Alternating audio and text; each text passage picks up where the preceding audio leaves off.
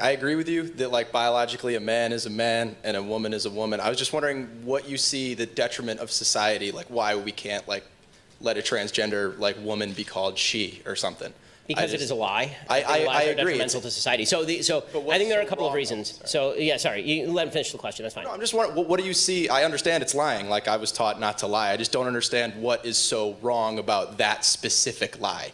Well, I mean, as opposed to other lies, I'm not sure there is anything wrong. I mean, I don't like all of them, but as far as that specific lie, I think that one of the problems that we have is this determination that men can become women and women can become men undermines some barriers between men and women that I think are useful and good, particularly in children. So if I have to teach my 3.5-year-old, or she's almost 4, if I teach my almost 4-year-old girl that she can become a boy, then I think that is not only lying to her, I think it's confusing her, and I think it's damaging to her psyche. One of the premises of the transgender movement is that human minds are completely non-malleable.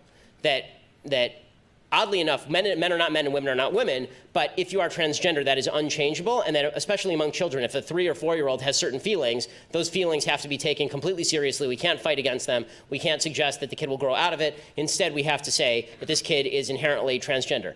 I can tell you, having kids are incredibly malleable. Kids are easily confused. And saying to a child, which is what the transgender movement would like to do, I mean, they're having drag shows in kindergarten now in some areas. When you do that, when you confuse kids about gender, you're doing the kids no favors. You're doing them or you could be doing significant damage to kids. Kids should not be confused about their biology. Kids should not be confused about their gender. And let's put it this way, just from a certain statistical standpoint, if it is true that the transgender suicide attempt rate is 40% over the lifetime, and if I am right, then more kids will be confused about gender, which, by the way, you do see. You've seen an uptick in transgender surgery in Europe. You've seen a greater identification as transgender overall. In places like Europe, malleable rates of transgenderism in Europe.